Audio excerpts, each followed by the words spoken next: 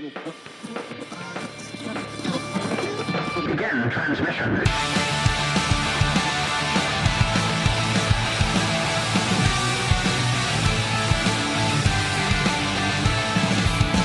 This is Dungeon Radio Hour. Hello and welcome, adventurers, to Dungeon Radio Hour, a D&D improv comedy podcast where we are lifetime recipients of Santa's naughty list. As always, I'm your host and dungeon master, Dalton Rusher-riddle, joined once again by our ragtag band of would-be heroes. Introduce yourself, heroes. I'm Michael Rusher-riddle. I'm Alyssa Rusher-riddle. And I'm confused.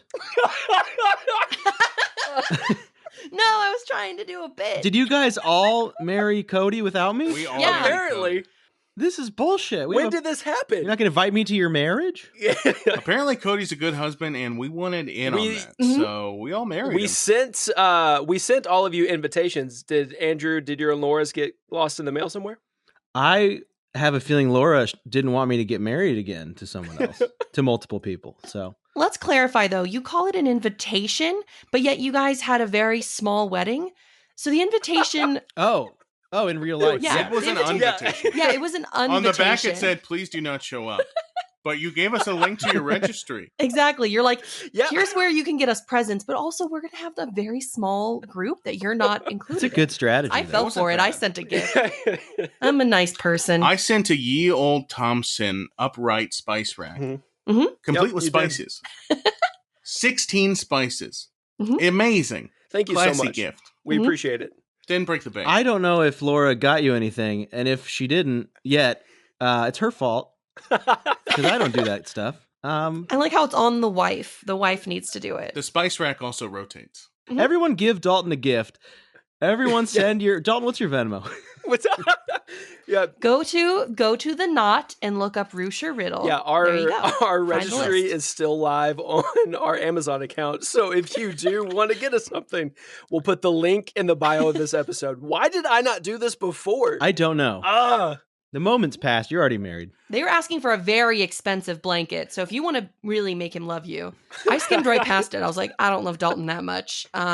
Where's the $30 range? Alyssa and I will also be posting our registry Mhm. online. From years ago. So if you want to, and also our most recent one, because again, we did marry Cody. Rusher Mhm. Yep, in real life. but their registry And, is just our registry. Mhm. Yeah. Mm-hmm. It's all one together. big registry. I'm a little jealous. So please get us gifts. I'm also taking donate. I don't even though I'm not involved, I am also accepting money. No.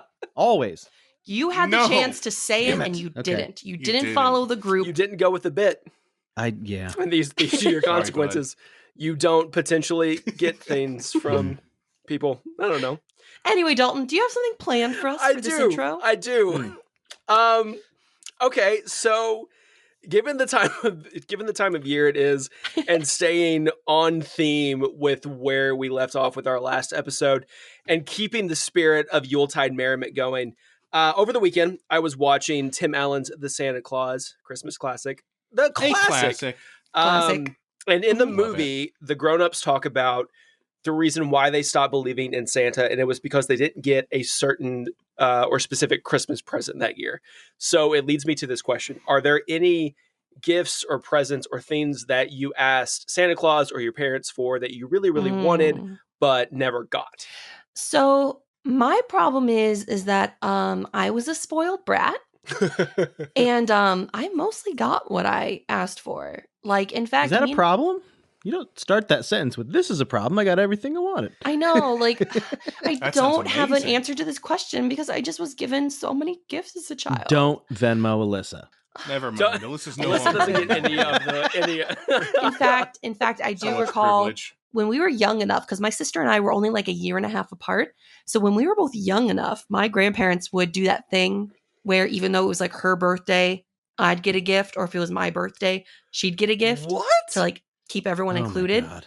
Yeah, that's a thing. My mom tried that one year because, like, when you're really young, like when it was like my brother's like It's hard to understand. second or third birthday, she got me a gift because I was like, "Oh my God, I'm so excited! Right, I want a gift too, Mom. We're getting gifts." Yeah. She got me construction paper, and I was the most disappointed I've ever been. What'd you draw, though, buddy? Yeah, no, I was like, usually I'd be excited about that, but my brother was getting like the coolest shit. She was like, here's a Buzz Lightyear with working lasers, and here's construction paper. She's like, make your own. Yeah. Make your own present. Yeah. I know, right? Oh, shit. God. Ridiculous. Wow. Oh, So too Alyssa funny. is Mhm. I don't know. I was gonna say something mean. I'm not gonna say it anymore. Wow. I mean, I already said Oh. spoiled. You can say it. I'll admit I was pretty spoiled. But you as a know kid. what? You know what I will say? You don't act spoiled, and I would never be able to tell that you were. I think it was my parents' guilt because growing up, I actually rarely saw my parents. Like, I have more memories of my grandparents All right. than my parents because they worked so much. Mm. So I think out of guilt, they just would buy all the presents. You know what I mean? But they worked so much, so you could have all your gifts, Exactly. So It that's was what's worth most it important. in the end. Yeah. and that's what's I would most much rather important. have Beanie Babies than my parents' time. But do they have Exactly. tags? I mean, think about how those have appreciated. Oh, dude, my parents would buy those little plastic clips to put over the tags to keep them Oh. pristine. Goodness, What? My parents are poor, so I got Beanie Babies, but they were Yeah, you've made never out of heard about trash. that? they were. Hold on. Did you Go say back. you got Beanie Babies Go made back. out of trash? Yeah. And the tag protectors were also made out of trash, but they were protected. They were. I mean, I used to tear my tags off my Beanie Babies Wow. because Didn't you even know why? value them. Because I wanted to pretend like my Beanie Babies were actual pets, Mm. and pets don't have Mm. tags in their ears unless they're farm pets. Dalton, Yeah, all of my cows have tags. Mhm. It's true. It's true. All of the cattle Yeah. have have they tags. appreciated in value?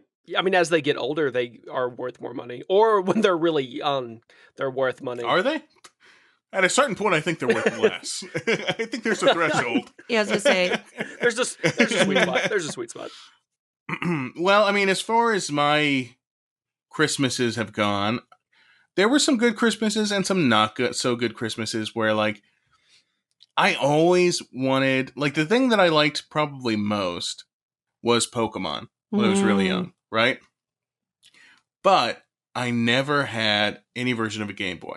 And I would ask for one like Game Boy Color, Game Boy SP, never got any Game Boy, so I never really got to play the games. But so Except did for, you, like, like, you know, Watch the TV show? Like, how were you? You were like into it from afar. I watched like we would go to like Hollywood Video. I would rent a VHS of the anime. I would get super hyped about that. I would draw them. Like I would on I your would construction paper. on my construction paper. I would get like related merch that wasn't anything very expensive, like Pokemon cards or Mm. Game Boy games. It would be like, here's some Pokemon marbles.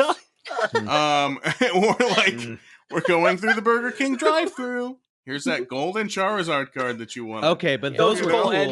And- yeah. Those were The dope. Pokeball as well with the plastic toys you could get. Yeah.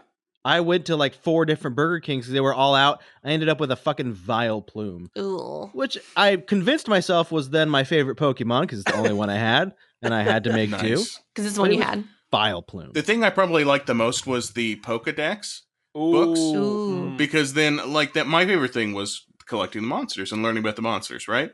So I would like open them up and read all the stats and everything, and like see, because I didn't have the games, what's Gen 3 like with these new monsters, you know? And then, Mhm. you know, I'd like draw them, and then I'd draw my own like new ones and stuff. Yeah, so that was my Pokemon experience as a kid. I somehow got Pokemon when I was like 6 years old. I got a yellow Game Boy Pocket on like 1997 or Nice. whatever, and I got a copy of Red version. And I knew nothing about Pokemon. I think my parents had like heard it was all the rage.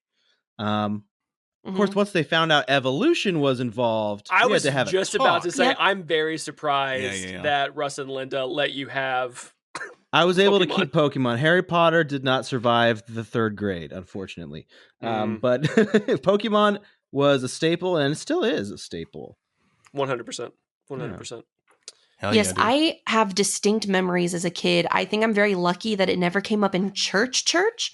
But at my school, I went to a private school, and we'd have church on Thursdays, Thursdays. like What? as part of the school day. And there was where the pastor would talk about the evils of Pokemon. I remember sitting through Evils. multiple sessions. at school, talking about how evil Pokemon is, saying it's of the devil. It's just all these little demons. It talks about evolution. But luckily, that only happened at school, and I was smart enough not to relay that to my parents. So I never got that taken away like Harry Potter was. Smart. Yeah, like, it seemed like parents found fault with everything in the 90s, and they were wrong. You know what I mean? They were always wrong. Like, look at the pagan symbols on Alakazam's head. They're teaching your children how to 69. And then they'd rip the games away out of your hand and destroy your destroy your copy of, like, Fire Red. Ridiculous, dude. Harry Potter, everything came under fire. Oh, yeah. I think it's just like as a generation, they overcompensated because what's the generation name for before boomers? Is it like the best generation or something? They're all dead. But whatever generation is the before them. greatest The generation. greatest. Thank you. Who called them that? Who named them that? Themselves? Right? It's such a The pretentious greatest name. generation. If you're What the did you greatest, do? you don't have to The say internet it. wasn't even invented back then. But you know what is across the board, though? The greatest generation? Absent parents. So I Yeah, feel dude. like boomers overcompensated. They did. Tried too hard. My mom is not a boomer, though. She doesn't fall into that. That's true. Your mom is so young. Yeah. It's weird My to mom's me. 37 years old. Your mom is younger than you. Wait, I've your always- mom is I have how old? questions about Yeah, it's that. weird. She's 37. Yeah, she had him very young. No, I'm kidding. She had him at No, 5 she was years born old. in- I was like, did you see the wheels starting to be like me trying to do math? I'm like, Yeah. I saw. I was like, I gotta Dalton's break like, Dalton I'm out of not this that boring like bad this at is not math. right. Smoke's coming out of his gay ears. Okay, no, my mom was. My mom had me at 19 years old. Mhm. So she is solidly Gen X. Mhm. I was like, even Her my parents are very old. My parents are. No, not my mother's parents. Oh, okay. No, your parents are normal. Normal old? Yeah. My mother's parents normal are very old. They're not super old. They're just normal old. Okay, 2001 or whenever the first Lord of the Rings movie came out, Mm-hmm. I tricked myself to thinking that I wanted the books. Never liked reading before, and I begged for the first Fellowship of the Ring book. Ooh. And we got our presents wrapped, and they were chilling under the tree for weeks, and there was a fucking book there, and it was a thick novel, and I was like, I knew it was Lord of the Rings. So I opened it up, the first present I opened up, and it was like this off-brand mermaid book. No. Like a novel about like finding a No. mermaid in a cave, and they have to like keep it secret. No. Oh, your little Yeah, childhood and heart. I was just like Oh. visibly like, Oh no. yeah. I never did get Lord of the Rings. No. Still haven't read it. So growing up, every year, no matter what it was, I always wanted action figures and Legos. Like I didn't care what kind of action figures, didn't care what kind of Legos, but action figures and Legos, that's what I wanted. Valid. And it got to the point where on Christmas, if it was not shaped like a Lego box, and if it was not shaped like it looked like there was an action figure in there, I didn't open it. Specifically, like if I could tell it was probably a closed box, or if it felt like a closed box, like those rectangles that you could tell there was some air Squishy, in, yeah. I chucked it over my shoulder and it would just collect in a pile in the corner of the room. And my mom got to the point where she stopped wrapping my Legos and action figures in like normal boxes, and she started putting them in the closed boxes. Smart. And I remember one year, all of my presents under the tree were in closed boxes. And so they all got tossed behind me, unopened, because I didn't want them. And I just sat there with nothing around me and no presents to open because I refused to open what I thought were closed. Come to find out, my mom pulled a fast one and put all of my action figures into the closed boxes. So this is a PSA to everybody out there. No matter what the box feels like, open it.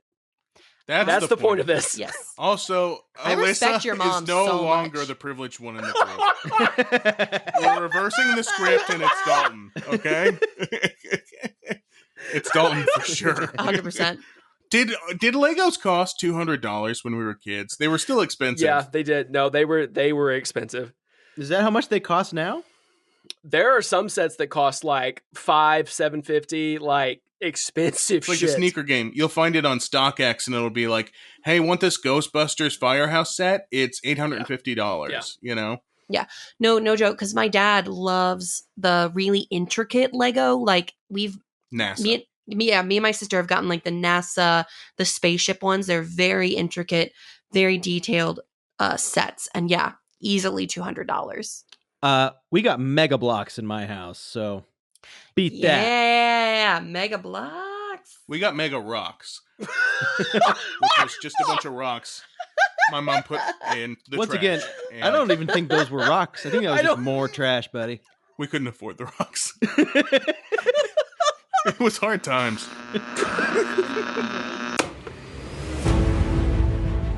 Last time on Dungeon Radio Hour. It's very clearly a dungeon, and we're all very clearly trapped inside these cells. There's weapons down the hall. Oh, you're gonna arm the children. Yes, we are. So after all the children leave, there are a group of 5 that are dressed a little differently than the other orphan children that you let out. Hi, elves. Why are you in here? That is amazing. I'm so glad you know who Santa is, because I need you to help us save him. All I remember was this awful, terrible laughter. The 3 of you are standing on the outskirts of the workshop.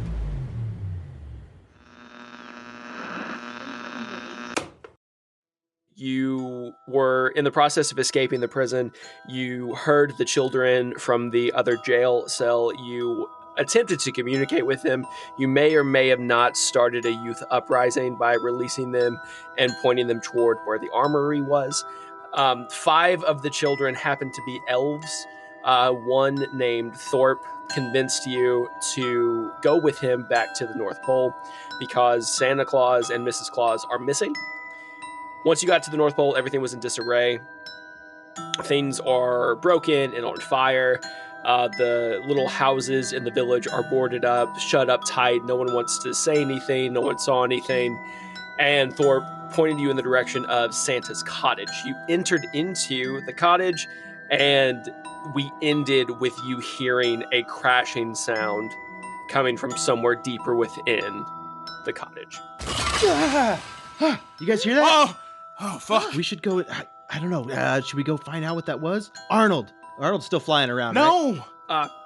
I don't want to get crashed. Arnold, find the source of that crash. I wish I had my hands. And with Nope, wish you do what I say instead.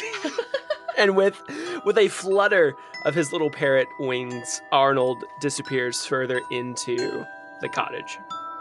Guys, I don't know if I'm going to be able to get his hands back. I really feel like we made Yeah. promises I don't think we're going to be able to live up to. No, we're finding those hands. Can Yeah, I of say course. something, though? I'm not invested. You don't like care. Arnold much, do you? You guys don't really click. No, you know what it is? His personality. Oh, yeah. I know, can he's see so that. repetitive. Yeah, Nothing I'm new. like, hey, get a new thing. Yeah. My kids, my hands, my former life. We get it. He talks about witches too. Witches, all the same. Listen, you guys just don't know him. You got to get him by himself. He's really interesting. He also cracks open seeds with his beak. It's kind of Ooh. cool. So I pull 2 of my 8 daggers I wanted Okay. noted and head after Arnold. We're going to Cool. find the source of this crash. You venture further into the cottage, and you pass this kind of open doorway. And the reason that it's open is because the door has been broken essentially off of its hinges.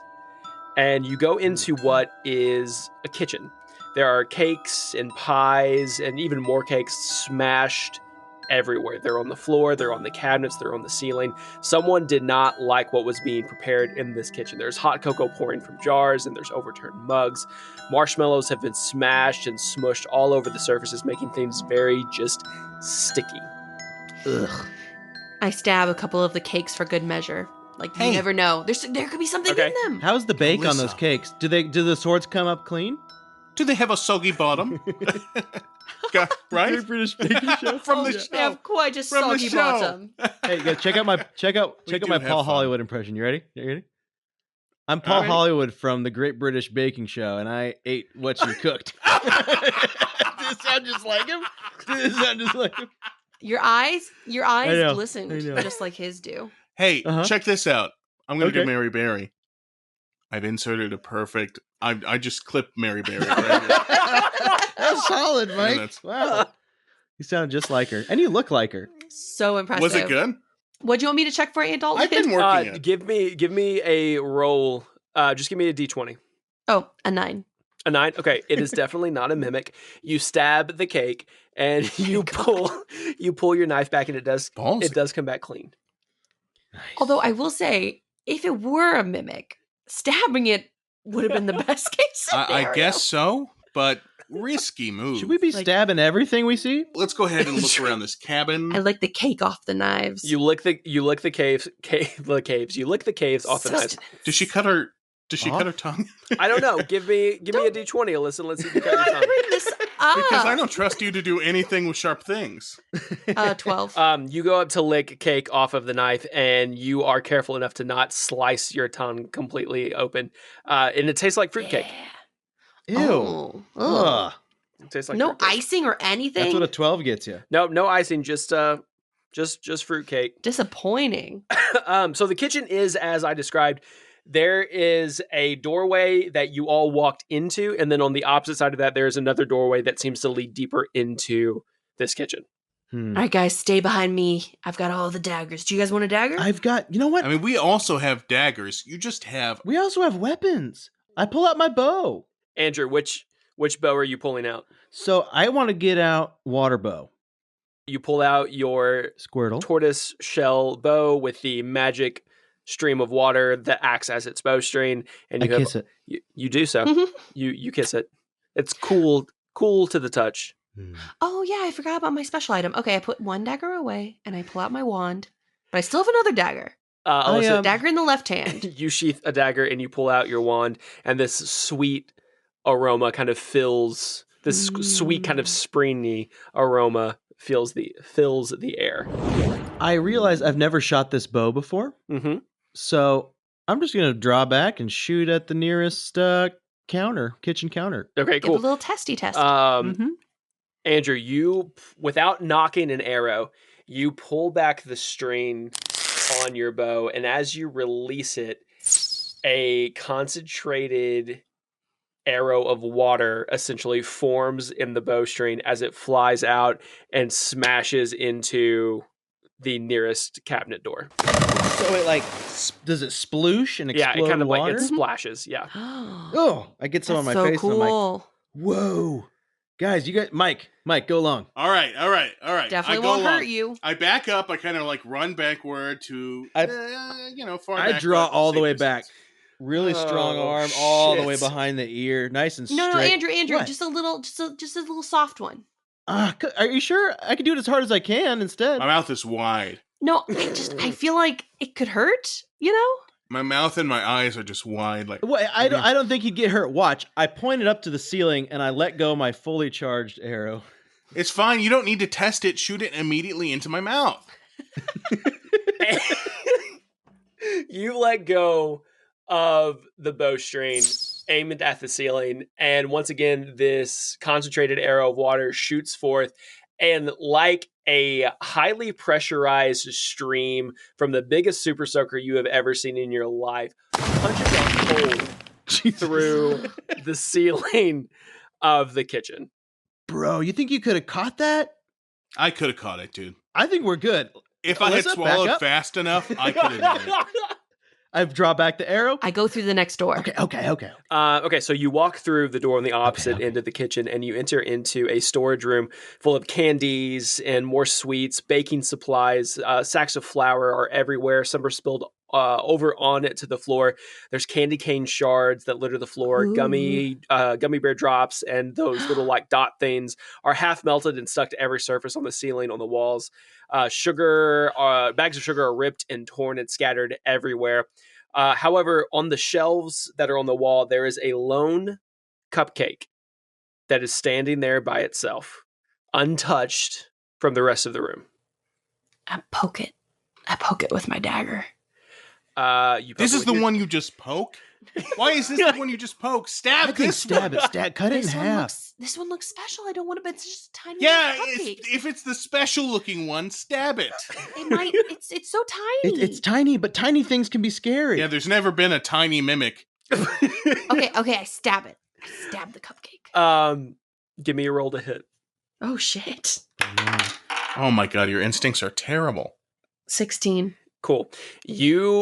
You stab the cupcake, and the banter and the commentary from Mike and Andrew has your adrenaline kind of rushing a little bit, and you kind of stab it with probably more force than you needed to, because it's a standard sized cupcake, and this is a dagger you are holding, and you stab it. The dagger goes all the way through to the other side, and as you pull it out, the cupcake itself kind of crumbles to pieces on the shelf, and as it crumbles, you get a very familiar smell of cherry limeade. Oh, guys, this would have been good for. Okay, now it's impossible to eat. I eat the little nibbles and I give a couple crumbs to them. Yeah, you eat the little nibbles. It does taste like cherry limeade. You gain 1 HP because this was essentially a potion of healing. Oh man! Oh, that is good. Ooh, I got a bit of the paper. The cupcake paper. Mm-hmm. It's good for you. Just eat it. All right, I pick it back up. See, guys, you guys are so hesitant. You made me freak out and stab what could have been really good for us. Yeah, while you guys are conversing, somebody give me your perception check. Or do you just want our passives? Yeah, or just passive perception. It's 15 for me. 15. 15. Oh, okay, cool. So all three of you kind of notice. I'm sorry, passive. Nope, I'm passive. 20. Okay, Andrew, No. 20 passive perception. I swear, dude. I meant 35 for me. Go ahead, though. Andrew, you notice this first. You're kind of like mid-conversation with Mike and Alyssa when you hear the sound of muffled smashing come from the right-hand side of you. You guys are all kind of standing in the center of this room. You hear this muffled smashing come from the right-hand side of you. You turn and look, and there is a door on the right wall of this room that you are in. And you hear something happening coming from the other side of that door. I realize, and I look around. Guys, where's Arnold? Arnold! Psst, psst. Arnold! Arnold! Hey, You have to say caca. You have to say, he doesn't just respond to his name. Caca! Let's go after him. Squawk! Never trust a witch! Never trust a Where is witch! he? Squawk! I hold out my finger. You're holding out your finger? Mm-hmm.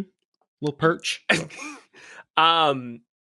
The sound is coming from that door. From behind the door. Okay. Guys, I think some stuff's going down in there. Let's peek through. We can't just barge in there, though. You know what I mean? Andrew's right. That's true. Alyssa, we have to be careful. Okay. You've been so reckless this campaign. All right, let's go ahead. Why would you call it a campaign? What did they say? Campaign? Yeah. I meant today. Oh, okay. I said it with an accent. Yeah. I'm from the Midwest. I'm Anyway, I'm going to open up the door very slightly. And then let's stack our heads Scooby-Doo style and kind of just pop them in. And then very gently. So if anything is in the other room, they are not aware. Yeah. Yeah, good idea. I like it. Yeah. All right, go ahead. You go first. All right, here it is. Opening up the width of my eyes. You open up the door just a crack, just enough to kind of get your head in, and you notice 3 what you think and recognize as goblins, the same creatures that attacked you the very first day you came to the Forgotten Realms, but there's something different about these goblins. Instead of the green-hued skin that you are used to seeing them in, this skin is more of a pale, kind of bluish with frostbitten tips of ears and noses. And they are actively trying to swat at this green blur that is flying around the room. That green blur is Arnold. Guys, we have to save Arnold. I say we go in there. Let's kill every single Smurf in cold blood. Yeah. How are your stranglers doing, bud? Yeah, your fingers. Yeah, I'm ready to strangle, but I'm also like, I don't know. I feel like I've got a bow. I could shoot him. We could sneak past him. Do we want to kill these guys? That's probably better. Let's do this from a distance. I need you guys to hold open the door. Okay. And I'll slip just the tip of the arrow through the crack. Just the tip. Okay. I'll take a whack at it. You know, I don't think we need to hold open a door. How about this? And Dalton, you can kind of give us like the likelihood that this will work. But let's hold the door open with a foot. And then I put my bow in there too, because I have a crossbow, and we'll both kind of shoot at one of these guys and take one out each. I put a hand on Mike and I put a hand on Andrew really quick, and I close my eyes and I'm like, the blessings of Lisa Frank. And I cast guidance on both of them. Cool. Alyssa, explain to me what happens when you cast guidance. It's a cantrip, and they get a plus D4 to use for the next couple minutes on a ability roll. So, Alyssa, as you place your hand on both Mike and Andrew's shoulder, this kind of warmth emanates from your palm into their shoulders and kind of like sends chills and shivers up their entire body. And Andrew and Mike, you hear just the faintest horse neigh in the back of your head as you just feel inspired for whatever you're about to do. Oh, magical. Goosebumps. Mm-hmm. Andrew. You've been blessed by the horse. Your balls tingling? What? Oh my God, dude. I don't know about you, but right now, I feel like I can friggin' kill 300 Smurfs. How many Smurfs are there, Dalton? There are 3 frost goblins in the room. All right, I pull up both daggers and I Ooh. yell. And I'm like, let's paint the room blue, guys! Ooh! And now, a word from our sponsors. Hey, friends. It's Andrew from Dungeon Radio Hour, the show you're listening to. If you've made it this far into the episode, would you mind going a little further and doing us a massive favor? Scroll up, tap that review button, and give us 5 stars. This simple step really helps us get the show to more listeners. And we've got some really exciting stuff in the works for 2023, including contests, giveaways, bonus episodes, several more hours of Mike French kissing a horse statue. We just can't wait to share it with you all. We want to share it with more people. So help us get the show out there, folks. We're not asking for money. We're asking for 2 taps. Tap the review, 5 stars, done. If you love it, share it with your friends. If you hate it, share it with your enemies. From all of us at Dungeon Radio Hour, Happy New Year. Unless you don't celebrate, like my Uncle Kevin. Whenever we go to his house, we have to pretend it's 1998. Now, back to our regularly scheduled programming. You have propped the doors to this extra storage room open with Mike's foot. Andrew, you have your water bow drawn. Mike, you have your short bow drawn. Alyssa, you have both daggers in your hand, ready to throw them at the 3 frost goblins that are currently harassing this green blur that is flying that all of you know is Arnold the Parrot. I need all of you to roll for a hit at advantage because you are taking these goblins by surprise. Nice. Mike got a nat 20! Oh my goodness! Cue the applause, Dalton. Thank you. Thank you. I don't have to try. Thank you. We make this for free. Okay. It was a 36-second clip, and I was like, oh, that's too much applause. That's so long. No, the full too 36 seconds, please. I got a 14. 15. All of those are enough to hit. So, Mike, you have the natural 20. You explain to me what happens. Yes, Papa Dalton. Here's what happens. I have my short bow drawn, aimed at who's the most dangerous looking frost goblin in this motherfucking room. So there is one out of the trio. There is one particular frost goblin that seems to have a lot of piercings. Ears pierced on all sides, but they're pierced with jingle bells. So it's threatening, but it's also festive. I guess he doesn't want to get hired anywhere, huh? Okay, and he seems to be, he's tossing almost these like Molotov cocktail type of things at Arnold specifically. How many of them does he have? He's doing this multiple times? Yeah, he's got like this little like mailman sack of Molotov cocktails. Wait, so they're lit in his sack? Yeah, they're lit. Seems dangerous, Dalton. The whole thing is lit. They're also made of frost. They could melt. Yeah, it seems so dangerous. Okay. You asked for the most dangerous one, and he is the most dangerous one. You're right. You know, he's not planning well. He's not thinking. No. I almost want to reach out to him and say, hey, that could unhinged. ignite all those others, and you could explode. We could take advantage of that. We Maybe can just wait, you guys. We don't have to shoot these guys. we just wait long enough. This resolves itself. But okay, I still want to kill. So I draw back He my has the bow. taste of blood. Yeah. I think to myself, as I draw my bow, readying myself for combat, that's the parrot that I am indifferent to. And I draw my bow back, and I aim it deftly at this bomber Frost Goblin's bag. so as to ignite all of his cocktails at once. Mm-hmm. And I let loose the arrow. Michael, as you let loose the arrow, in that same split second, Alyssa, you realize how terrible of an idea this actually is. As the arrow flies through this very small storage room, piercing the satchel that this frost goblin is holding, effectively, let me roll a d10 really quick. I'm just slow motion. As it This bag of Molotov cocktails that this goblin is essentially holding 5 lit ones that I'm going to play as a 5th level fireball spell. So I'm going to need everyone now to roll a dexterity roll for me. Oh, hell yeah, bro. Shit.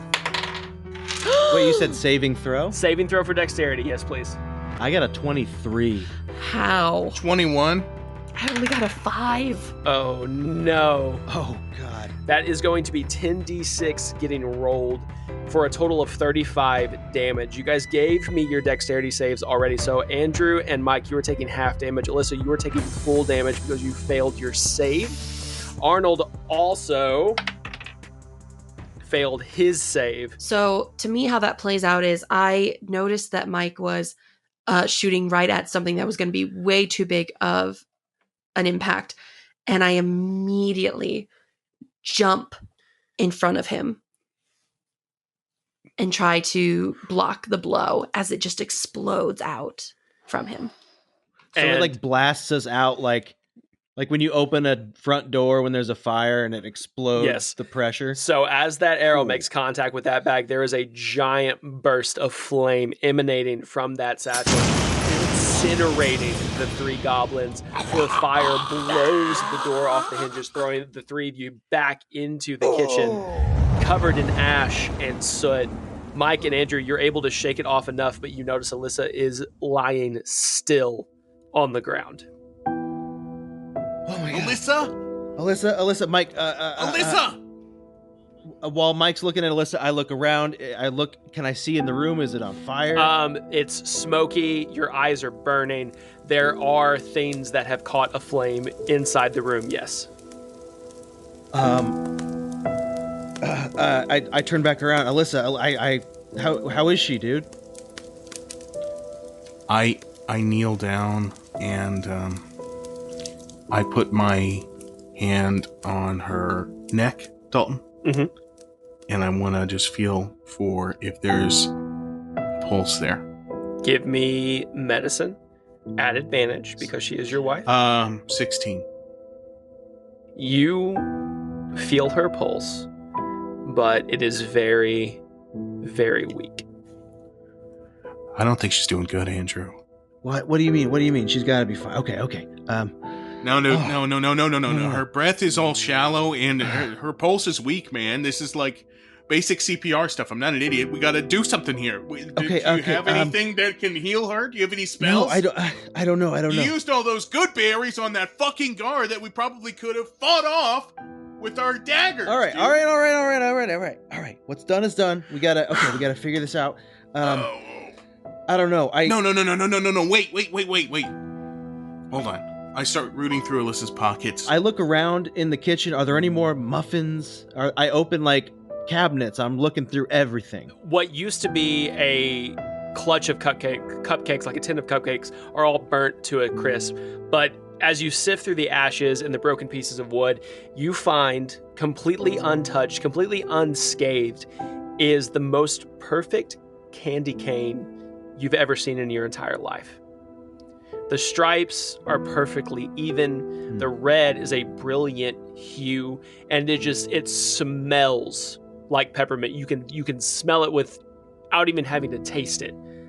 I pick it up, and I examine it closer, and I want to just maybe use my intuition to what could this possibly be, or maybe I put it on my tongue, just give it a little lick. You put it on your tongue, and even though the initial taste is the most purest peppermint you've ever had in your life, the aftertaste is cherry limeade. Like my hair blows back, and there's a glow on my face, and 100%, yeah. Yeah, I run over, and Mike, open her jaw. And I'm waving the candy cane as I'm running over to him. All right, I grab her chin and I take her top lip and I'm like, I hope this works, babe. I take the candy cane from Andrew's hand and I plunge it down my beautiful wife's throat. As he pulls the candy cane out of your mouth, Alyssa, it does rake across your tongue enough that you do get that burst of cool peppermint taste with that all too familiar aftertaste of cherry limeade. And it's enough to bring the color back into your cheeks. Your breathing starts to even out and you are stabilized to 1 HP. My eyes just kind of flutter open. And I'm like, what? Mike, did you do just something stupid? I saved your life, babe. Oh, wait, she's okay. Alyssa. There was a gas leak in the other room. That is actually what happened. And everything exploded. I think I was out of it for a second. Are the goblin things gone? Yeah. I don't know. You stay with her. I go to the door, and I want to open the door. Yeah, Andrew, you go to where the door used to be, and it's nothing but a charred blast hole. And as you step through the rubble, you see 3 distinct piles of frosty ash that you assume were the goblins, but laying within that pile of frosty ash is the charred frame of Arnold the parrot. So wait, he like No. his bones? He's not bones, but it looks like he has been deep fried. Oh no. I call out from where I'm laying on the ground and I go, Andrew, is Arnold okay? I run up to the pile and I fall to my knees, and I scoop up little Arnold. The bond that you and Arnold have, just like how Mike was able to tell that Alyssa still had a pulse, however faint, you can tell that this bird has not been cooked yet. I press a little harder, and I put him to my ear, and I kind of rattle him like an old watch. I'm just trying to see if I hear any ticking. Andrew, bring him over to me. Oh. And I pull out from my purse the 2 health potions I found earlier. I uncork them both with my teeth. Wait, you had health potions this whole time? I've been passed out. Why didn't you check my purse? I guess I didn't look in there good enough. I come up holding the body of this bird, and I say, "Excuse me, I found a candy cane. We had a whole moment. There was probably a musical underscore. Most likely. You shoved it whole in your stomach. You had potions. Okay, douse this bird in those potions. Yeah, Arnold he's deep fried, man. Check my purse next time. I was unconscious. I Okay, did check your purse, but I don't like to go in there. That's your purse. I uncork them both with my teeth because I'm just barely hanging. I chug one myself, and then I take the other one and I carefully pour it down Arnold's throat. Arnold. You do so. You carefully you carefully pour it down his little bird beak, and you see him kind of twitch and shake. Oh no. Oh no. He's having a seizure. We should stomp him out of his misery. Oh no. Witches! And as I have to put him out of his misery. as he says Arnold. witches, he kind of flaps his wings. He is stabilized, but he is in bad shape. Wait, Arnold, are you okay? Hands. Oh no, he lost his bird hands in the fire. Now that I've had my own health potion, I feel a little better. I sit up and I'm like, here, wait, bring him to me. Guys, Hey, no, we can take care of this, Alyssa. I set him down. I set him down. I think, guys, we need to. Everyone, stay seated. Let's all just. We're all stable. I can feel the magic. Really? I put my hand on Arnold and I cast Cure Wounds. Cool. So just like before, when you've casted Cure Wounds, the pendant on your back pocket starts to warm and vibrate, and a pool of rainbow magic swirl kind of appears in your hand and seeps down and saturates into Arnold's body as there's a little bit of a glow, a little bit of a shine, a little bit of a sparkle, and he flutters and flaps his wings. Oh, Alyssa. there he is. You had potions in your hands too this whole time? I mean, come on. I've got potion magic, guys. You already knew this. Is he like shaking off the soot? As he flaps and flutters his wings, there is soot that does start to fall off, and some of the charred pieces of feather start to fall off. He still looks rough for wear, but he's not dead. Is he missing an eye now? It's kind of cool. No, he still has both of his eyes. Oh, I cuddle him a little guys, bit. should we take out one of his eyes, make him look like a cool bird with like a bird with an eye patch? How cool is I that? don't know, man. Do whatever you want. A piratey bird. No, I'm not gonna carve out this bird's eye. Arnold, buddy, we're gonna get you all fixed up, buddy. Okay, I'm so glad you're with me. Yeah. I love you, buddy, and I give him a little kiss on the beak. You give Arnold a kiss on the beak, and he kind of like pecks at your cheek, his own little way of giving you a kiss. Squawk! I wish I had my hands. I do have to admit, even though I'm often annoyed by you, Arnold, I was afraid that I was going to lose you, bud. You want to hold him for a while? No. But I did want to say that. Damn it, Mike! You and this bird. Give him here. Give him here. I wanted to let him know that I do care. I don't have many friends here. Just Arnold, you stay with Alyssa for a while. You keep her company while you two both get better. Mike, how you feeling, bud? I'm okay. I'm all right. I just feel a little shaken up.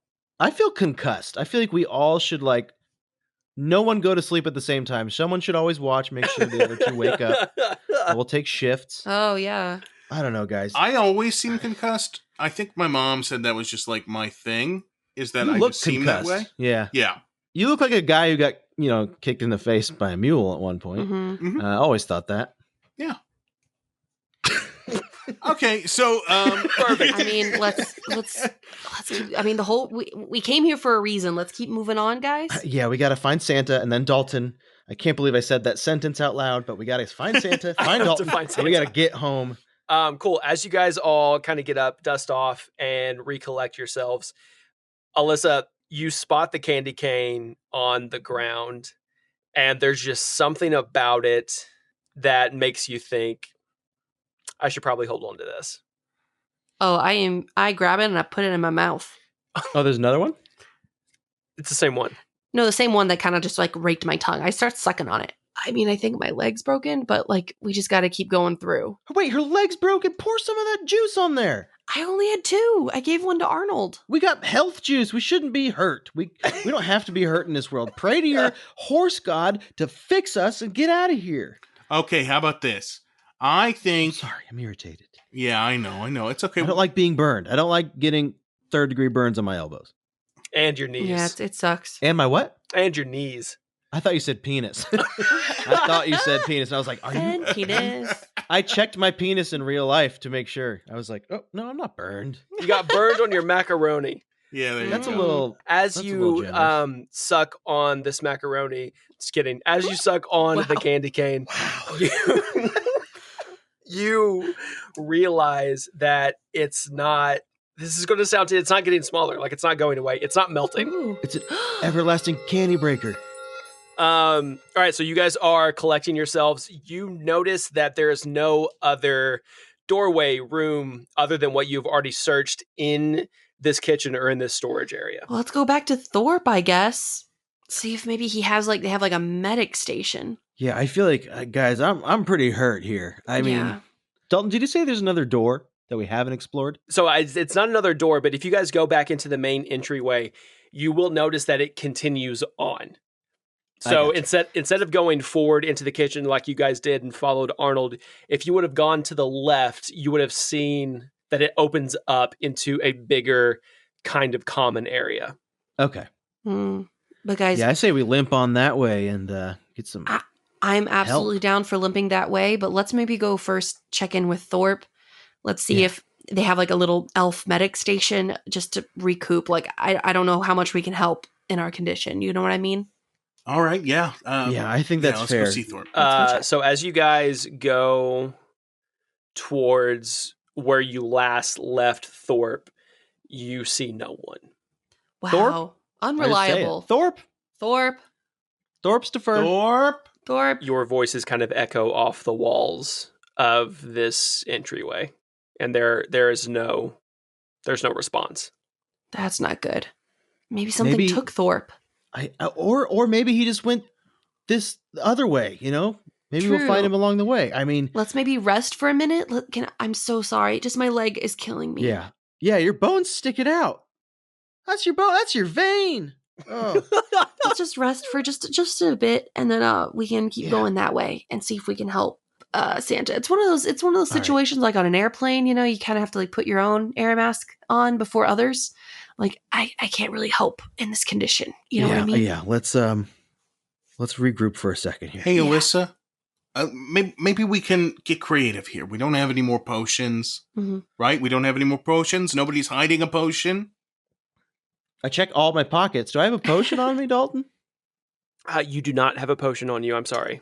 Okay. Pretty sure I was the only one. Dalton. Yeah. I have one. I thought you had an extra one, Mike. I save it for my wife when I break her leg. Yeah. There we go. Here's that opportunity.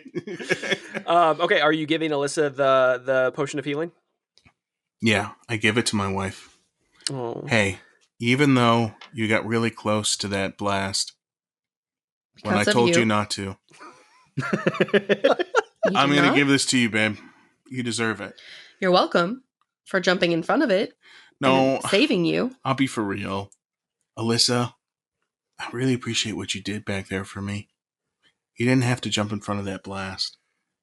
When Andrew said, hey, shoot straight for that bag full of Molotov cocktails, I didn't think it was a good idea, but I succumbed to peer pressure, and I'm so sorry. That put you in danger, and I never want to do that. I agree. This is Andrew's fault.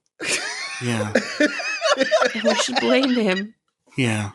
Yeah. Hey, I love you. I love you. Here's my potion of healing. It's my last one. Thank you. I don't even care about my injuries. I hand it over to you. Alyssa, 1d4 plus 4. Alicia. You sound like gold member. Alicia. Dang, I'm pretty healed up, actually. Oh, perfect. Cool. So you can stop being a whiny little bitch. Listen, it's just the four of us. We gotta figure out how to get out of here, man. Yeah. Four of us. Okay, so bones are in our bodies. Let's keep moving forward, I guess. Yeah, let's hobble and let's go forward. Yeah. Cool. So you continue on going into the larger common area that kind of opens up off of this front room. And the room is an extension of the previous. There's a large Christmas tree in the corner. However, it's lying on its side and currently on fire. Behind the now burning Christmas tree in the far corner, there are a huddle of elves. They're kind of crying and whimpering, and they're kind of huddling and hiding behind this Christmas tree that is on fire. Is that what you call a group of elves? A huddle? A huddle, I'm sure. Ooh. It's like a pod of dolphins. Cool. A I huddle. would call it a jingle. A jingle of elves. Yeah, there is a jingle. There is a jingle of very frightened elves behind the burning Christmas tree. There's a table in front of a fireplace that is covered in broken boxes and torn wrapping paper. But you can tell that this was not a happy occasion. These were not opened with glee or enjoyment. These were deliberately destroyed. And at the far end of this room, there's a staircase that leads down into complete darkness. And above that is a sign that is hanging by a chain swinging back and forth that says, "To the workshop floor." I walk up to the elves and I'm like, what happened here? Are you guys okay? They seem to be in shock, but one of them does step forward. We hid in here when they started to attack. Who's they? And she just starts bawling. Just starts crying. It's okay. It's okay. It's okay. Hey, it's fine. It's okay. Just say what you were going to say. I shake her a little. Shake, come out with it. We didn't see. We just heard this awful laughter. Oh no! Shake her harder, Andrew. She didn't give you any information. Where did it go?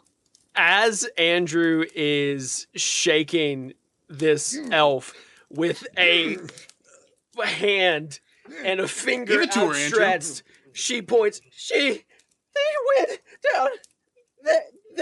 Hey, Andrew, No, not that's so too hard. much, Andrew. Andrew. down. Oh, his face is red. sorry. I think he's blacked out. Andrew. Oh, dude. Oh, you went to a different place, Andrew. Yeah. That felt good. As he lets go of her, the elf like just crumples on the floor in just a heap of sobs. I'm sorry. I'm sorry. I'm so sorry. Hey, I'm sorry. We were just trying to. Elfette is your name. I see on your name tag. Elfette. I'm so sorry. We almost died in a fire too. Listen, I don't know what happened. We're new to this world, and I'm sorry. I like kind of pat her down and like fix her. No, don't touch her anymore. Just deep sobs every time you touch her. Just like. Okay. I place a hand on Andrew's shoulder and I just pull him back slightly. Sometimes they just want to vent. It's like they don't want you to fix it. You know what I mean? Right. Yeah, we should just let her Okay. be. Well, all right. You gave us plenty of good information. No, let's move on. Okay. Sorry. Okay, we're sorry. Sorry. Andrew, dude, I find a 5 in my purse and I just hand her the 5. Like, I'm so sorry. I don't know, man. I don't think they like it. I thought like that I might can be strangle. I've got my strangling. No. See, no. That's why I think you did that. It's too close to strangling. Okay. You know what? Yeah. I think you like it, kind of. I don't like it, but it does feel powerful. Your fingies are stronger than you realize. I think so, and I like the fact that we head on through the main door. Okay. Or main. Yeah. So you leave the jingle of elves alone. And as you descend the stairs and are enveloped in darkness, you can still hear her sobs from the room as you go further and further and down into the workshop itself. You make your way down the darkened corridor, and as you get closer and closer to the bottom of the steps, you do see faint lights start to flicker, and the stairs stop and they lead into a large room next to 2 wooden doors. Both of these doors look like they were blown off of their hinges by some kind of force. The hallway down each of them is dimly lit, and any illumination that there is comes from the shattered and flickering bulbs that line the walls near the ceiling. Should we go left or right? Let's go left. They always want you to go right. It's true. Who's they? People just naturally. I don't know, man, but I feel like right-handed society. They want us to go right. We gotta go left, just in defiance, you know. Yeah, we go together left. As you go to the left-hand side, you go into this gigantic round room with incredibly tall ceilings.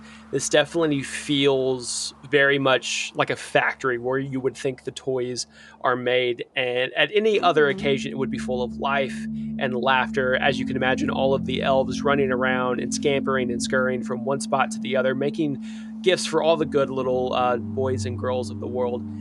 On the floor itself is a gigantic clock, and the hands of the clock move magically from minute to hour across a candy-colored cobblestone. So since everybody's passive perception is high enough, you get the sense that this is a countdown clock for Santa on the day of like Christmas Eve going into Christmas Day. It's almost like a delivery countdown. Like he's supposed to be in Japan at this time, he's in Egypt at this time, he's in America at this time.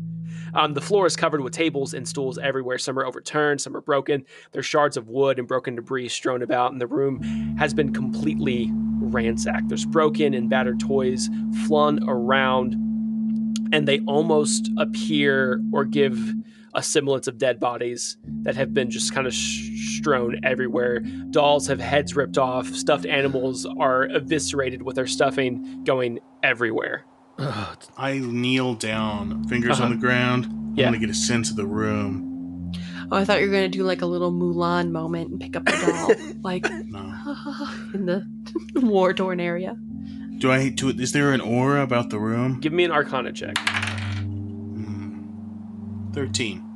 You don't necessarily get any type of magical or mystical aura, but you are overcome with this sense of dread, almost as if the holiday spirit is gone. Guys, I gotta be honest. I think something bad happened here. You think? I was thinking. No, I mean, when I saw the flames and the dead thing. Okay, I'm sorry. I should have been more specific. God, you're on me today. I'm not trying to be on you. I'm just trying to make you be accurate. I am in pain. Yeah. We're in a world within a world, and I just want to go home. Okay.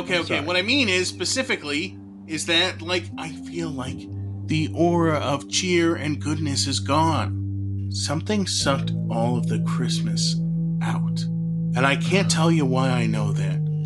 Maybe it's because I'm the most childlike of the group. I just wonder. 100%. Yeah. Okay. All right, I'll take it. No one's say going to that. argue that. Thanks, babe. Okay. What are we going to do about this, guys? I think Christmas might be under attack in a magic way. I look around to see if there's anything left in the wreckage. There is a stuffed Rudolph doll, essentially. It's a stuffed reindeer. And the reason you notice it is because the nose itself is almost a gemstone-like. It's almost like a ruby. And it's emanating just this faintest red aura. Oh, I pick it up. You get a sense that there is some type of magical property to it. You're just not sure. You're just not sure what. I tuck it into my purse for laters. What'd you feel there, Alyssa? What was up with that reindeer thing? I don't know. It was like a little Rudolph, except the nose was actually glowing with magic. So I figured, Really? better safe to keep it, That's pretty cool. I look around, Dalton. Are there any other cool glowing toys? There are no other cool glowing toys inside the workshop, unfortunately. This is just like real life. Alyssa gets anything she wants for Christmas. I'm a Yeah. spoiled brat. You know what? I'm kind of pissed about that still. I know it was a long time ago and not now. You know what? It's the Christmas spirit, guys. We're fighting. I feel like we're on edge. I'm sorry, yeah. It's Alyssa, I don't judge you. Thank you. I judge you a little, babe, but I'm getting over I it. can't help how my parents treated me so well with all the presents. Can I play with the reindeer when you're when you're done with it? Yeah, of course Oh, you we can can have a share? turn. Yeah, Oh, you're a good spoiled. yeah. You're a good I spoiled. was still the oldest child, so I learned how to share. Okay. Yeah. Okay, so what do we do, guys? Do we save Christmas? How? I don't know. I guess we got to keep going. We got to look for more clues as to what attacked Santa. All right, let's go onward. Yeah. If you guys continue walking through the wreckage that is Santa's workshop, you come once again to another kind of hallway. And as you come to this hallway, there's a door on your left, there's a door on your right, and there's a spiral staircase that leads deeper down into the darkness. Dude, if video games taught me anything, I think we have to go down, I think guys. so too. I use my ranger ears. We have to go left. Dude, we can't go left every time, dude. That's what they want us to do. No, they want us to go right or down. We have to go left. Okay, listen, we can maybe go left. I open my ears. I Ooh. open them up Yeah, they were close. really wide, and I want to use my ranger ears to just hear for like any noises within any of the three directions. Give me a perception check. At advantage. 18. Damn, okay. From the staircase that leads down, you can hear nothing. Mm. From the door to your left, you hear almost a music box like tune. And to the right, you hear the pop and the crackle of a fireplace. Okay, so So Down nothing there. horror room or warm and cozy. hey, biggest risks, biggest rewards. Mm. Let's go to the music box room, which is a left. But why is that the biggest risk? Because it's the spookiest. Mhm. Yeah. But okay, is that a fireplace to the right I hear, or is that just another burning room? I don't want to go into another fire either. Okay, so you're saying we should split up. That's No. fine. We're gonna go left. No, we all go left. But not because they told us to, but because we voted on it together. because we thought for ourselves to go You know left. what? We as characters in this campaign, today, we as characters have agency. Mhm. So left it is. Let's go. But carefully. So you're going left towards the music box. Carefully. Okay. Yes, but the way you said that makes me regret that decision. No, but not we at already all. said it, so 100%. So you guys open the door on the left-hand side of the hallway, and I want it to be noted that as you guys walk into this door, this is the first door you have encountered that is intact. Every other door that you have come across since entering into this cottage has been burned or broken or blown off the hinges in some capacity. But the door you're entering in now, and then the door on the opposite side, on that right-hand side of the hallway, they're both still intact. You enter in Mhm. to a very large, suspiciously empty room, I don't like this. save for one single Jack-in-the-Box that sits on the floor Mm-mm. in the center of the room. And as you open the door and as you walk in, the music stops.